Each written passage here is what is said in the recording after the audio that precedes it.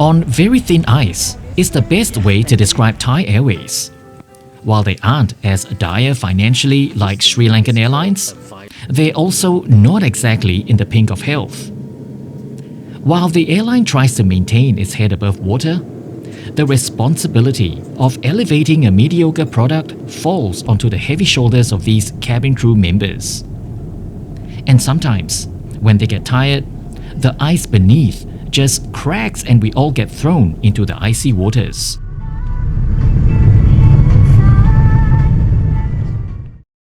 Step 1, wake up early, gonna rise with the sun. Step 2, get some good, some food in you.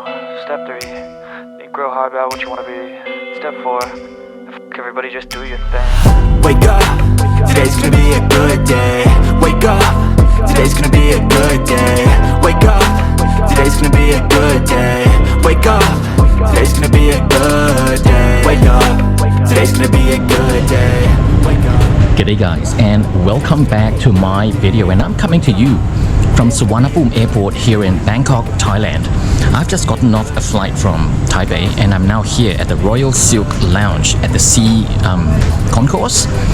I'm heading to my flight to Melbourne. It was a very tight connection, so I've managed to come here for a bit, and now I'm heading to the next flight. The lounge time was only about, 10 minutes. Well, anyway, let's get this journey to Melbourne started. Let's do this. Everybody just do your thing. If you're new to my channel, my name's Ryan. Born and bred in Singapore, I now call Australia home, and I create heaps of travel content. This trip sees me set foot in 8 cities in 4 countries over 2 weeks. So this travel series will contain heaps of flight reviews, train journeys, and foodie destination vlogs for your viewing pleasure. All episodes of this travel series are now linked in the description below in chronological order. If you'd like to make a direct impact into the growth of my channel, give me a like and share this video with a friend. Even better, hit subscribe and the bell icon so you'll get notified whenever the next travel series commences. So here's a heartfelt thanks from down under.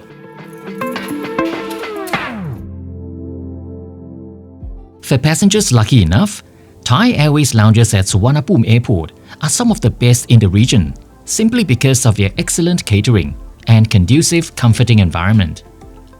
I appreciated the tranquil surrounds, which contrasted very vividly with the echoey walkways of the opened areas outside. Did I mention the catering is excellent? The curries, oh my god, the curries! Since I only had 10 minutes here, all I could manage was a bowl of shrimp wonton soup and a glass of deliciously rich Thai iced tea with black grass jelly. That long transfer time from the midfield terminal had really taken away a good chunk of lounge time in this fantastic location. Bangkok Suvarnabhumi Airport has been purpose-built to be a mega airport from the get-go. It was built during a time when a slew of first-generation mega airports began operations in Asia around the late 90s to the early 2000s. Belonging to this group is Kuala Lumpur International Airport, Shanghai Pudong, and Hong Kong International Airport.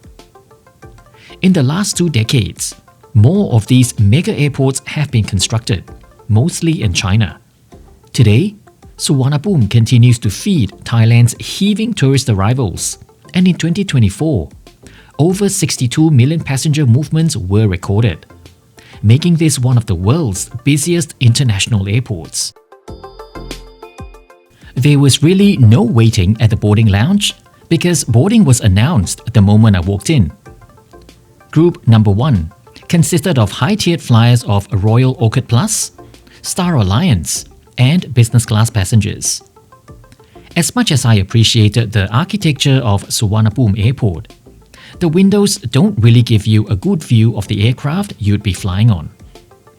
TG 465 from Bangkok Suvarnabhumi to Melbourne Tullamarine tonight was operated by Hotel Sierra Tango Hotel Oscar, which first flew in August 2019. It was destined for Hainan Airlines, but the pandemic saw it getting put in storage until it was delivered to TG in May 2023, where it has remained ever since. This aircraft has been given the name Phuket, an island in the south of the country. The elaborate service culture of Thailand is one of abundance, color, and pomp. The full display is best illustrated by the uniforms of the flight attendants on long-haul flights like this one tonight, because they change from one outfit to another. On shorter flights, you'll see them wearing the regular uniforms, the same ones you see on arrival, and when they're walking through airports. However, tonight, they're decked out in the full colorful purple and gold, representing the traditional colors of the orchid flower and temples respectively. These fabrics are made from recycled silk and are meant to be ripped apart at strategic points in an unlikely event of an emergency. So there'll be more freedom of movement during an emergency evacuation. Oops, I went down the wrong aisle. One thing consistent about TG is its inconsistency.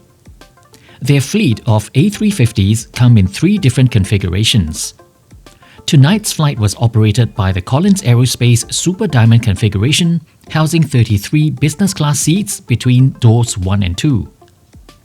In its normal TG colors, the cabin feels rich and inviting. But this version just feels flat as far as first impression goes. The bland colored seat shells and the light grey bulkheads are uninspiring. Thankfully, the seats have that rich TG purple to offset the feeling of being in a plastic surgeon's office. I think the best A350 cabin goes to China Airlines, because they too use the same seats. But look at the difference in ambience. It's in a different galaxy altogether. The inconsistencies continued with service delivery. While the greeting at the door, as you saw, was warm and inviting, this team of flight attendants also had some who obviously did not want to be there. I was handed the hot towel without any eye contact or verbal interactions. It was just plonked on the table as the flight attendant walked by without stopping. As for the welcome drink, of course I once again chose the Violet Bliss. I need to make a little correction from my previous video when I said it was lemonade and food coloring. The purple color is really a chemical reaction when a butterfly pea flower extract is mixed with the lemonade, resulting in this rich deep color. So there you go. At this time, dinner orders were also taken, and by now, I was wondering if I had offended the crew unknowingly. On the previous flight, this was when the personal welcome was done, together with the ordering, and there was none of that. The male crew who took my order was so curt, he was visibly irritated when I mentioned I had pre-ordered a red prawn curry. He simply responded, "There was no special meals loaded tonight," so he pointed to the menu and said, "You pick from here, sir." I did not dare to protest. Thai Airways was nationalized to become a state asset in 1977. Although it became a publicly listed organization in 1991, the Ministry of Finance still holds a significant share at 47%. In the previous video, I briefly touched on the financial struggles of the airline as the 2000s came about. Because the airline's board members largely consist of individuals who know little about running an airline or a listed company. We have cabinet ministers, career politicians, and even generals from the Royal Thai Air Force. It does not take a genius to see how this merry band of men and their cronies have enriched themselves at the expense of the airline over time. I could talk about the colorful events of Thai politics all day long, but we have a flight review to continue. So let's begin our takeoff into the humid skies of Suvarnabhumi Airport.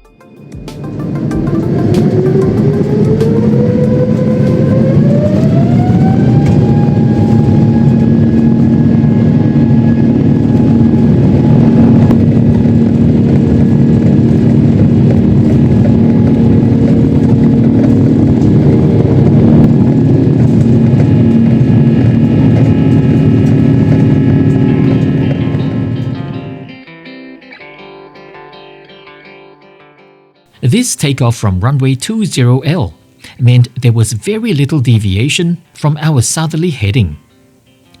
Dinner would be served over Malaysia, passing Singapore, before lights out over the Indonesian archipelago, as I tried my hardest to get some shut-eye. We would coast into Australia over WA as our flight would continue towards Adelaide, and finally a straight-in approach into Melbourne Tulla from the north, completing this flight in 8 hours 20 minutes, covering a distance of just over 7,300 kilometers. It's no secret I fly around a lot, and in-flight catering is something I look forward to the most. The flight kitchens of Suvarnabhumi Airport is renowned for churning out high-quality meals, and it is by far my favorite airport as far as these catering meals go by a huge margin. That strange meal on my flight between Taipei and Bangkok, I'd like to think was an anomaly. To make sure I was going to experience the best this kitchen had to offer, I had specifically chosen Thai mains for both dinner and breakfast. It did not matter that my pre-ordered prawn curry wasn't loaded, because there was another prawn curry on the regular menu anyway. So let the culinary journey at 40,000 feet begin pronto. In my journey as a content creator, I'm lucky enough to be taking flights at the pointy end. Because these are self-funded, I'd want to make sure the value proposition is justified. Therefore, it's very unlikely you'd see me flying first or business class on an international flight with a non-Asian airline. Especially on long-haul overnight flights like this one, I'd like to experience the full works of the multi-course meal service, and TG spares no expense despite their dire financial situation. For instance, tonight's elaborate meal service began with hors d'oeuvres, which consisted of foie gras and smoked salmon wrapped in Bellini. There was a ramekin of mixed nuts, and my drink of choice was Coke no sugar. I'm trying to think of another airline which serves hors d'oeuvres in business class. Let me know in the comments if you know which airline does this. The hors d'oeuvres were divine. I honestly did not know I was eating foie gras until afterwards when I looked at the menu again. Because I'm not a fan of liver, and that was the first thing which hit me, that metallic tasting livery yuck. But as the taste settled down, the savory undertone gradually took over, and I thought it was rather palatable. This is the first time I've consumed foie gras, by the way. You know things are about to get serious once hot towels are given out in preparation for the next course. Out came the white linens, and voila! The second course of appetizers have appeared. Or was this considered the third course because of the nuts? Either way, this was deconstructed salad done both ways. Mediterranean-inspired grilled prawns with lime and sumac dressing, and the Thai-inspired roast duck salad, and that innocent-looking yellow squirt from the previous flight made an appearance here again. This gel is a combination of all things Thai compacted into one tiny little pungent kiss of death. The intense sour from the lime, the spicy chili punch, heavy garlic to chase away vampires, and other quintessentially Thai ingredients of coriander roots, black pepper, balanced with salt and sugar. If you were sleepy from jet lag, this was one surefire way to wake yourself up. After all that sensory overload, the prawns almost became an afterthought, but they were still tasty though. And here is the main course of king prawns in yellow curry, which I think it's called gang leung. Notice the individual plating because none of this arrived in a single tray. There was also stir-fried eggplant and a bowl of comforting-looking fluffy egg omelette. I really could not wait to tuck into this serve of nostalgia. So this gang leung was really extremely spicy. And trust me when I say, TG does not hold back on their Thai spices. So there is none of that watering it down for the uninitiated.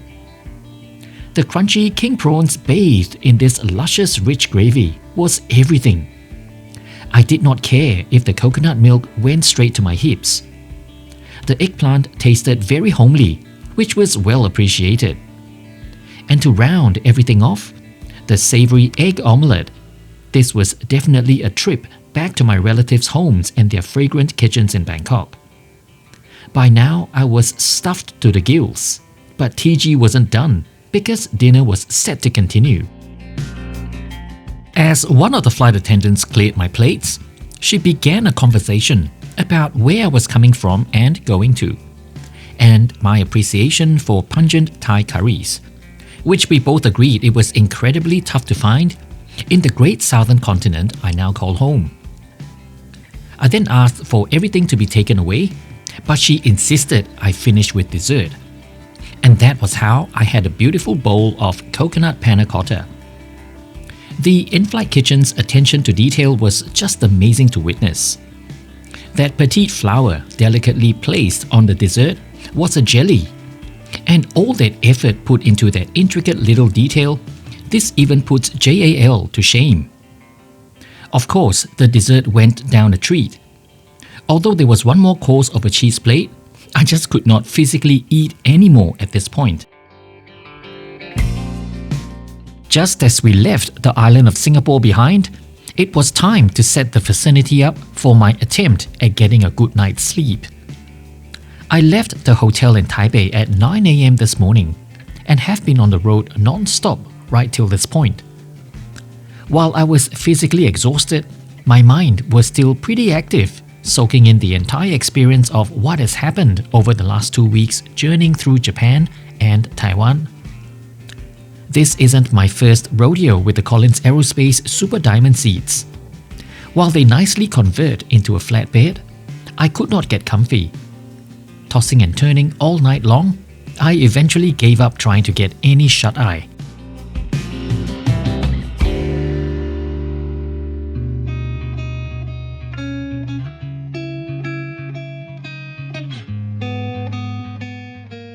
Every morning is a new beginning, and every morning without breakfast is like a day without sunshine. We've been told time and time again how breakfast is the most important meal of the day because it sets our body right to tackle the hours ahead. Countries in this region have a very different take on breakfast because it is just as eventful as other meals throughout the day. You'll soon see what I mean. Let's not waste any time and start with hot towel number 3 for this flight. And also notice how the flight attendants have changed their uniforms into their arrival outfit. Breakfast service began with a serve of slightly sweetened black tea with a slice of lime. This bevy service came with a box of Thai chocolates. Very, very classy. As I take my time to take little sips and savor the delicious chockies, this next meal is perhaps some of the most beautiful meals I've ever had on a plane. On many non-Asian airlines, after a full multi-course first meal service, the second meal before landing is a pretty basic offering, even at the pointy end. Not here at TG, because starched white linen is once again laid out, and the brekkie tray included sweet preserves, yogurt, and fresh fruits. Presenting breakfast on Thai Airways International. And here is the Thai option of tom klong. Tom means soup, and klong means the soup has ingredients of smoked fish, which gives this broth a very distinctive flavor when compared to other regular tom within the Thai culinary sphere. The soup is separate from the rice, so you get to dramatically pour this rich flavor-packed broth into the bowl, watching it fill up with much anticipation.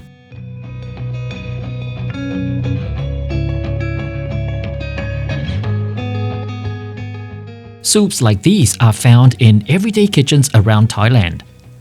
It's under the family of Tom Yum, which is extremely spicy and sour. No surprise because the broth is made from lemongrass, tamarind, galangal, garlic, coriander, and heaps of chili. And this way of serving it with rice is very commonly done as a leftover meal the next day. As much as I love my life down under, one thing I miss is this kind of flavor profile, which is incredibly lacking no matter how vibrant the foodie scene claims to be down under. So whenever opportunities like these arise, where I get to savor a powerful spicy broth, I lap everything up to the last drop. This is the taste of my childhood, and I'm thankful for airlines like TG, serving nostalgia in spades for taste-deprived migrants like me living so far from motherland. With brekkie service over, there was nothing left to do but to prepare the cabin for our impending arrival into Melbourne Tulla. I'll also use this time to sum up my flight with Thai Airways International from Bangkok Suvarnabhumi on TG 465. Inconsistency is the name of the game with TG. Their hardware isn't anything revolutionary, and their various configurations for one single aircraft type can make it seem like Russian roulette because you just don't know which cabin type will appear for the flight you've chosen. Because the cabin is never guaranteed with equipment swaps. So Thai Airways usually makes it up with their excellent in-flight service, but that leaves them on very thin ice. Because when service rendered is subpar, this leaves the entire experience a little lacking.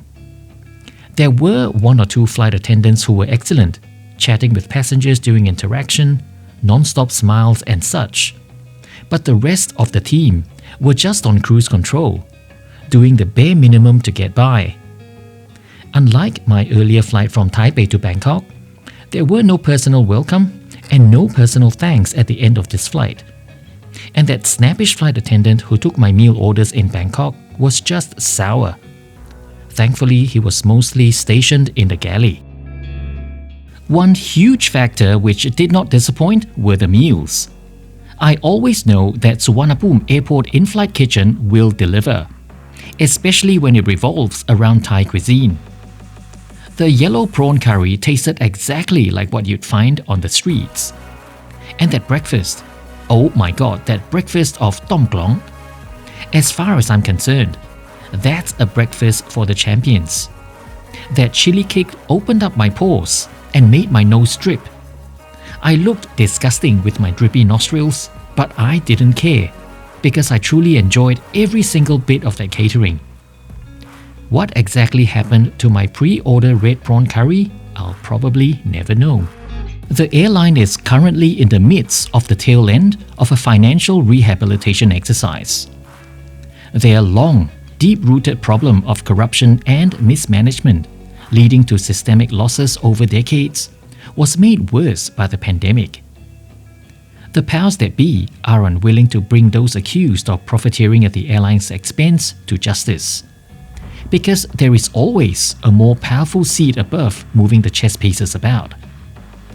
Even prosecutors have warned that formally going after the accused would risk opening Pandora's box, exposing the extensive corruption web in the ailing national airline, which has thus far been hidden from the public. Until then, there is no easy solution for Thai Airways International, as the airline continues to prod along as the sick legacy airline of Asia. For now, we shall prepare for our arrival into Melbourne Tulla and join live Ryan as he exits the terminal to close off the last episode of this travel series.